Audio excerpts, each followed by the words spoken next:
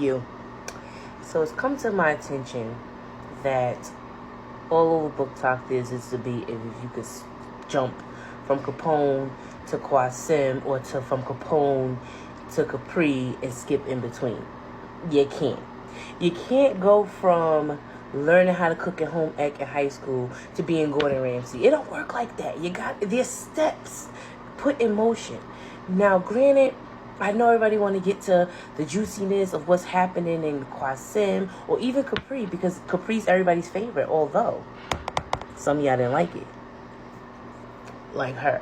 Anywho, you're not going to really understand it. You're not going to get it. You're not going to know the characters that we're touching on, because every book the characters touched on. From Capone, Capodanno was touched on. From in Capodanno, Capri was touched on in Capone and Capodanno. But you don't get to see her growth. And honestly, witnessing Big Pre's growth is amazing, because you get to see her come into her own. You won't know how certain key players end up coming into Capri and working with Capri in her role as being a DA, because you didn't read Capodanno. Capodanno met one of Capri's her assistant in a trap house, but you won't know that if you skip Capodanno. Just like you won't know in Capri what happened in Qasim if you skip it. So you have to read it in order. And I promise you, it's a time, it's a ride. I mean, I'm gonna bring you through it. I own it. But you have to go in order, because now that we're in Qasim, season 4, there are things and there are people coming into play from Capone that you may have not even gave a second look, or because you didn't read it, you don't know who that is. So I'm not saying that you wouldn't. There's some people that already jumped into Capri. I feel like personally they did a big disservice and they didn't really get the whole, picture. But you're not going to be lost, but it kind of doesn't make sense. I mean, you wouldn't pour your milk in your bowl before your cereal. If you do, you're a serial killer. But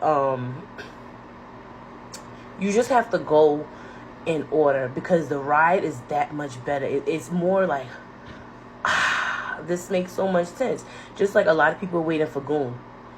You won't really realize who Goon is if you just read Goon's book. Now, granted, I don't touch on Goon much throughout the series, but how he's introduced, you kind of learn key players that is connected to Goon. You kind of get the banter between him and Miss Lawyer. You kind of get all those things that when you go into his book, which will have flashbacks of some of the moments touched on other books, you'll be like, when did that happen? So, I'm coming to you as Jahquel, your favorite cousin. Don't skip. Take the ride. Enjoy the journey. Now, I know if you're not a long series girly, I don't read it, because it's a long series. It's one of my longest series, and I'm a long series person. Like, my catalog, I have long series. But if you're somebody who can't get into a long series, I wouldn't suggest reading it. But if you are somebody that wants to go on a ride and go in, and people that have just found me and discovered the Delgados, they've been going through these books like this, because it just keeps going. Now, Capone is a slow burn. I say it in the beginning of the book. I give you a warning. All my books, my first book is always going to be slower, because we got so many people to introduce. We got ground to cover. We got history to cover. So it's always going to be slower. But I promise, once you get past that first book, it goes up. Because Capone, once book 1 ended, book 2 and 3, it was a time.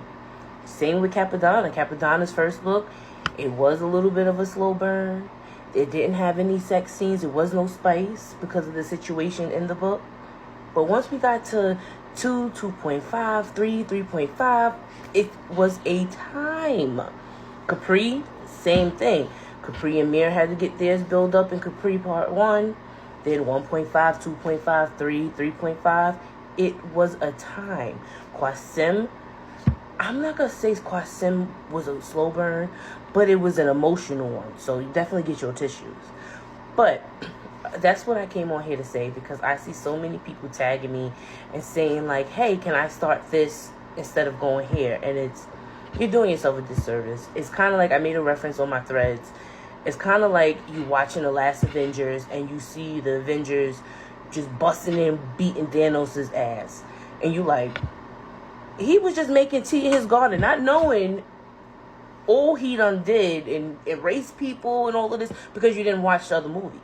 So it's kind of like that. And if you want to get the full picture, you've got to read it in order and read each one to get to the next one.